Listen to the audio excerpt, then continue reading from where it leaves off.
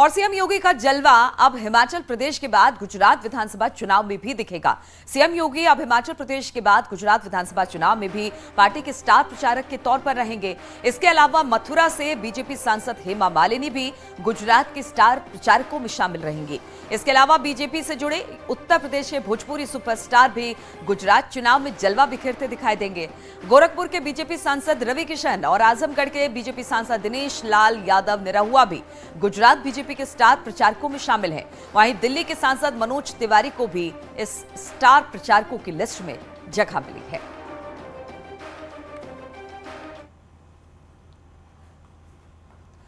और रामपुर में बीजेपी का अल्पसंख्यक लाभार्थी सम्मेलन पसमानदा समाज पर बीजेपी का फोकस रहने वाला है। डिप्टी सीएम ब्रजेश पाठक इसमें शामिल होंगे।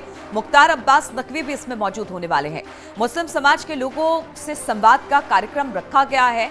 तो बीजेपी का अल्पसंख्यक लाभार्थी सम्मेलन जिसमें पसमानदा समाज पर बीजेपी का फोकस रहने वाला है और इस कार्यक्रम में डिप्टी सीएम ब्रजेश पाठक, मुख्तार अब्बास नकवी शामिल होंगे, जहां पर मुस्लिम समाज के लोगों से संवाद का कार्यक्रम है।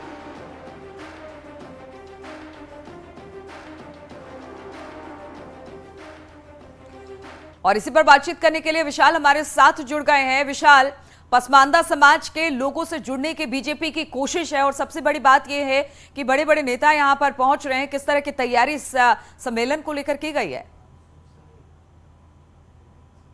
देखिए, बिल्कुल आपको बताता हूं कि आज रामपुर के गांधी स्टेडियम में अल्पसंख्यक लाभार्थी सम्मेलन का जो भाजपा का अल्पसंख्यक मोर्चा है उसके द्वारा कार्यक्रम किया जा रहा है, जिसके मुख्य अतिथि डिप्टी सीएम ब्रजेश पाठक होंगे। साथ ही पूर्व केंद्रीय मंत्री मुख्तार अब्बास नकवी रहेंगे, राज्य मंत्री बलदेव सिंह औलख रहेंगे, दानिश आजाद रहेंगे और अल्पसंख्यक मोर्चा के राष्ट्रीय अध्यक्ष भी इस कार्यक्रम में शामिल रहेंगे।